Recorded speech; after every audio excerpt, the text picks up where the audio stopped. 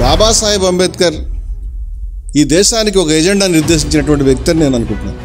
ఆ మహానుభావుడు దేశానికి నిర్దేశించిన ఎజెండా పేరు కుల నిర్మూలన. ఆశ్చర్యం ఏమిటంటే బాబాసాహెబ్ అంబేద్కర్ పేరు మీద ఇవాళ ప్రతి ఊర్లోనూ ఏదో ఒక యాక్టివిటీలో చేసేటువంటి సంస్థలో మాట్లాడే వాళ్ళు ఉన్నారు. దిగ్భ్రాంతికరమైన విషయం ఏంటంటే ఆయన యాక్చువల్ ఎసెన్స్ అయినటువంటి క్యాస్ట్ అండ్ రిలేషన్ వాళ్ళంతా పక్కన పెట్టి, నాకేమి ఈ విషయం మీద మొహమాటం లేదు, ఇవి కోరుకున్న వాళ్ళం కాదు. సత్యం చెప్పడానికి మనకి ఏమిటి మొహమాటం?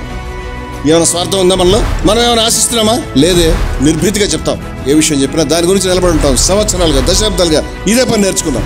ఎవడేం చెప్తున్నాడు, ఎవరు ఎటున్నారు, ఎన్ని వేల మంది, లక్షల మంది ఎటున్నారు అనేది కాదు సమస్య.